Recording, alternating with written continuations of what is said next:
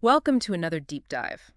Today we're diving into the world of Friedrich Nietzsche with a look at The Will to Power. It's a book with, well, kind of a heavy reputation. Definitely a reputation that precedes it. Yeah. And right away, the excerpts you've brought up mentioned how the will to power gets tossed aside by a lot of people. The Nazi connection, Hmm. like it's tainted. Yeah, that's a bold claim to make right out the gate. Like, don't even bother with this book. So why is that the first thing people jump to? Well, I think a lot of it stems from how the book came to be. It's not a finished manuscript. Nietzsche's sister compiled it from his notes posthumously. So it's like trying to piece together a puzzle where, I don't know, half the pieces are missing? It's more like trying to understand a whole symphony, but all you've got are scattered sheet music pages. And to make it even more complex, different editions of The Will to Power were published over time, each with its own set of changes. Like someone decided to rearrange movements in a symphony. Changes the whole experience, depending on who's conducting. Okay, so we've got a controversial philosopher. We've got this uh, fragmented work with different versions floating around. No wonder people are a bit hesitant to even approach it. You've got that right. And then you've got someone like Carl Schlechte, a pretty well-respected Nietzsche scholar. Hmm. And he basically says, if you know Nietzsche's other works, there's nothing new here. It almost makes you want to dig in just to prove him wrong. So what are we really dealing with here? Is the will to power this overblown collection of notes, or are these fragments actually hiding something vital? Well, that's what we're here to try and uncover.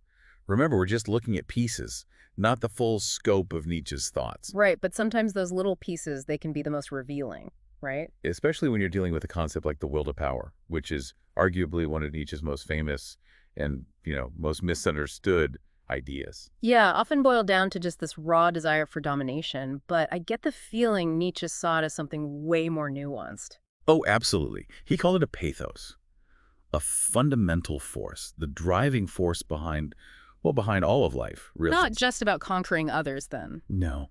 Think of it more like pushing boundaries, striving for growth, creating, even overcoming your own, limitations. Think of an artist who is just driven to create, or an athlete who's constantly trying to push for that new personal best. So less about crushing the competition and more about reaching your full potential. Exactly, and that's where things start to get really, really interesting. So we're talking about this force for growth, this drive to push limits.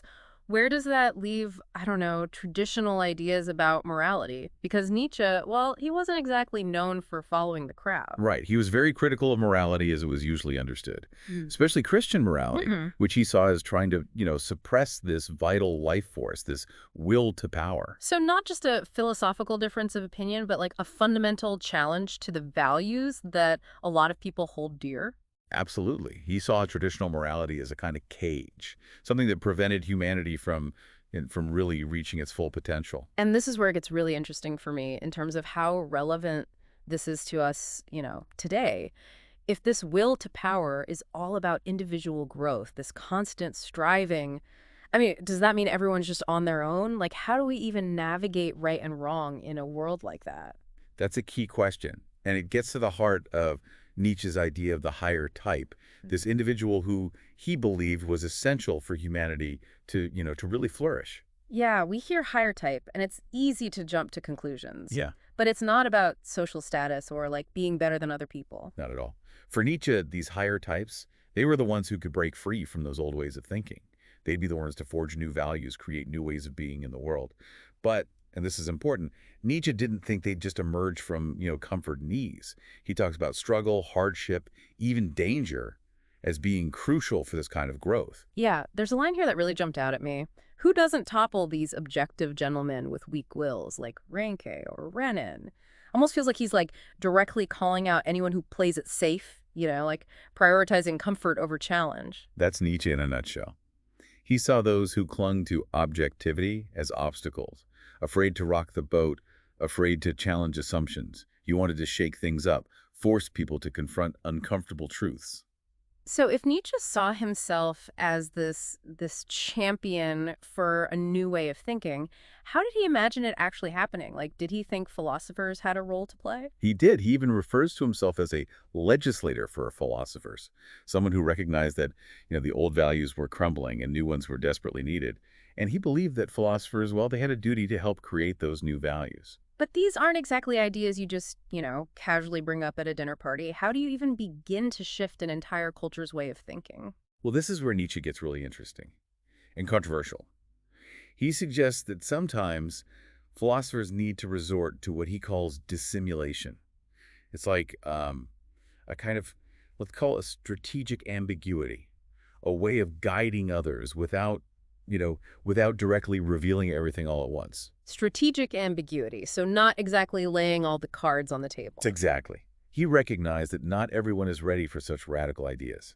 Sometimes you need to meet people where they are, nudge them towards a new understanding rather than, hitting them over the head with it. It's fascinating and a little bit unsettling, if I'm being honest. Makes you think about the line between, guiding and controlling. Where does that line even exist? For sure. And that's the thing about Nietzsche. He doesn't shy away from those uncomfortable questions. He embraces the complexity of it all. And he certainly challenges our assumptions about how philosophy should, how it should actually function in the world. Okay, so we've covered a lot. Will to power, this idea of morality as a cage, these higher types. We even touched on philosophers being a bit, well, shall we say, strategic with their ideas. But I feel like we need to zoom out for a second, see the bigger picture. How does all of this fit together in Nietzsche's, in his worldview? It's all connected, yeah. And I think one of the big threads that runs through all of it is his concept of nihilism. Now, there's a word with, a lot of baggage. People tend to think of nihilism as just this, bleak pessimism, Yeah. Nothing matters, everything's meaningless. Was that Nietzsche's take on it? Not exactly.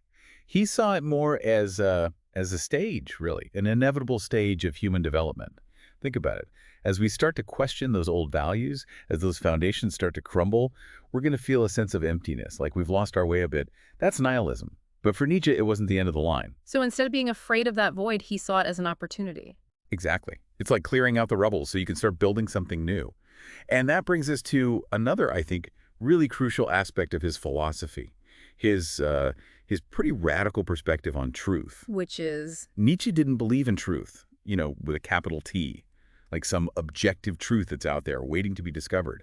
He saw truth as a kind of tool, something we create and use to make sense of the world, to navigate through life, to enhance our own power. That's a pretty bold statement, especially these days, right? Where it feels like everyone's got the truth thanks to algorithms and echo chambers and all that. It's more relevant now than ever, isn't it? We're drowning in information, different perspectives, conflicting narratives everywhere you look. Nietzsche was wrestling with this stuff too, just, without the internet. He knew that truth, the way we experience it, it's always filtered through our own desires, our own will to power. So if truth is this fluid, this almost personal thing, how do we even function? How do we decide what to believe, what to value in our own lives? The million-dollar question, right? And that's what Nietzsche wants us to do, to really dig into those questions, to look beyond the easy answers, the comfortable assumptions.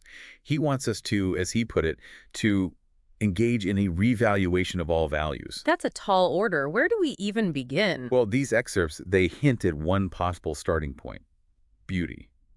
Nietzsche saw beauty kind of like he saw truth, as something we respond to, well, instinctively, He believed that real art, at its core, it could tap into that raw life force, that will to power. But he wasn't a fan of all art, right? He was very critical of some artists, like Wagner, for example. Oh, absolutely. He felt like Wagner had lost sight of that raw power, that vitality that he saw as so essential to real art. He didn't believe art should preach or pander. He thought it should be powerful, maybe even unsettling at times. So if those old systems of morality, those fixed ideas about truth, if those aren't our compass anymore, then what is? How do we navigate the world after this revaluation of all values? And that's the challenge, right? And I think that's also the excitement of really engaging with Nietzsche.